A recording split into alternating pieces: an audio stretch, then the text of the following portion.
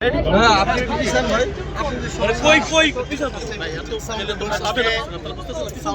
আমাদের কি এই ক্যামেরা চলে কিছু করার নেই তো ভাই, আপনি সব ক্যামেরাগুলো দুর্ভাগ্যজনক ভাই সবাই একটু চুপ করি, সবাই একটু চুপ করি ভাই। আপনারা ইতিমধ্যে জানাচ্ছেন যে কুষ্টিয়ার কুমারখালী থেকে সৌহার্দ্য পরিবহনের একটি বাস এই দৌলুদিয়া ঘাটের 3 নম্বর ফেরিঘাটে ফেরি দৌলুদিয়া ঘাট 3 নম্বর ফেরিঘাটে সরাসরি নদীতে পড়ে যায় এবং সেটি ভিডিও ফুটেজ আপনারা সবাই দেখেছেন। ঘটনা 5টা 20 মিনিটে ঘটনার সাথে সাথেই আমরা সংবাদ পেয়ে আমাদের ঘাটে যে ডুবুরি দল থাকে তারা সাথে সাথে এখানে উদ্ধার কাজ শুরু করার চেষ্টা করেছে এবং আমাদের যে জাহাজ হামজা উদ্ধারকারী জাহাজ সেই জাহাজটি আমাদের খুব দ্রুত সময় 5টা 40-40-এর মধ্যে এখানে এসে উদ্ধার কাজ শুরু করেছে। আপনারাও তারপর থেকে আছেন, আমরাও যত তাড়াতাড়ি সম্ভব আসার চেষ্টা করেছি এবং এর মধ্যে একটি ঝড় এখানে আপনারা দেখেছেন সবাই, অনেকেই এখানে উদ্ধার কাজও অনেক সময় ব্যাহত হয়েছে। তো এই মর্মান্তিক ঘটনায় এখন পর্যন্ত আমরা আপনাদের সামনেই জাহাজটি বাসটিকে সক্ষম হয়েছে। যখন বাসটি দুর্ঘটনায় পড়ে তখন কিছু সংখ্যক যাত্রী নদীতে 7-8 জন সংখ্যা আমরা দেখেছি, আপনারা দেখেছেন। আর তাদেরকে পার্শ্ববর্তী হসপিটালে যখন ভর্তি করা হয় তাদের মধ্যে থেকে 2 নিহত হয়েছে। আর পরবর্তীতে আপনারা সবাই উপস্থিত ছিলেন। এখানে যে বাসটি উদ্ধার করা হয়েছে সেখান থেকে এখানে যে বাসটি উদ্ধার করা হয়েছে সেখান থেকে মোট 14 জন।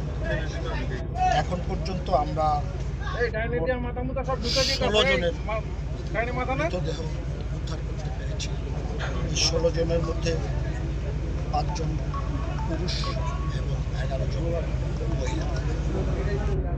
তো আমরা এই মর্মান্তিক ঘটনার পরবর্তীতে এখানে আছি সবাই। আমরা আমাদের রাজবাড়ী জেলার অতিরিক্ত জেলা ম্যাজিস্ট্রেটের নেতৃত্বে একটি তদন্ত কমিটি গঠিত হয়েছে। তারা 3 কার্য দিবসের মধ্যে আমাদেরকে রিপোর্ট দেবেন। আমাদের বিআইডব্লিউটির আমাদের নৌ পরিবহন মন্ত্রণালয়ের অতিরিক্ত সচিব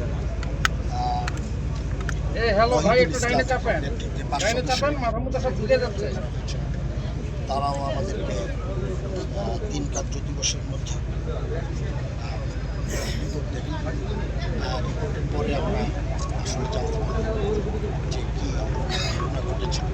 বাট আমরা যেহেতু প্রত্যক্ষ, আপনারা অনেকে এখানে যারা প্রত্যক্ষদর্শী আছেন, আমাদের সবারই বক্তব্য 16 জনের হসপিটালে আছে।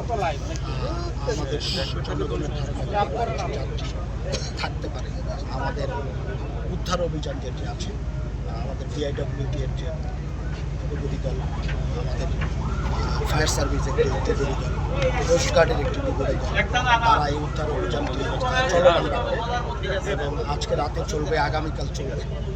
আমরা যারা এর মধ্যে যদি আরও কোনো আমরা পেয়ে থাকি তাহলে জেলা প্রশাসকের মাধ্যমে সিভিল সার্জনের কাছে হস্তান্তর করা হবে এবং যে 16 জনের মরদেহ আমরা পেয়েছি, মৃতদেহ, তাদের আত্মীয় স্বজনরা লাশগুলো শনাক্ত করে আমাদের সিভিল সার্জনের কাছ থেকে জেলা প্রশাসকরা আছেন, এখানে আমাদের পুলিশ সুপার আছেন, সকল কর্মকর্তারা আছেন, তাদের কাছ থেকে এটা বুঝে নেবেন।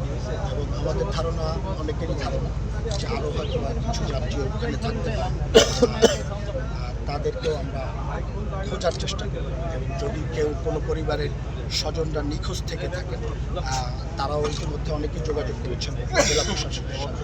এখানে জেলা প্রশাসন এবং পুলিশ সুপার আছে, তাদের সাথে যোগাযোগ করবে।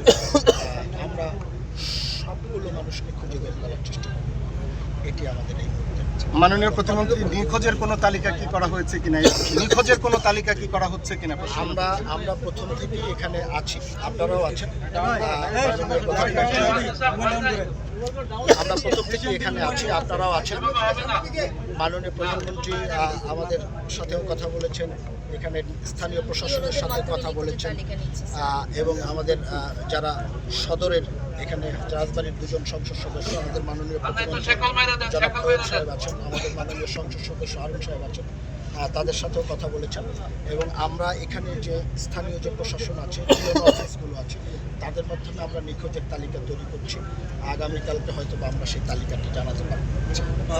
প্রথমত মহোদয়, আমরা একটু আসলে জানতে চাই যে এই যে মরদেহগুলো এগুলো আসলে কখন নাগাদ হস্তান্তর করা হবে, কোথায় হস্তান্তর করা হবে, নিখোঁজদের যারা স্বজনরা তাদের জন্য কোনো কন্ট্রোল রুম খোলা হয়েছে কিনা, যে তারা কোথায় এসে মূলত তারা অভিযোগটা দিবেন যে আমার স্বজন নিখোঁজ রয়েছে। আর আরেকটা বিষয় হচ্ছে আগামীকাল নদীতে উদ্ধার অভিযানটা চলবে।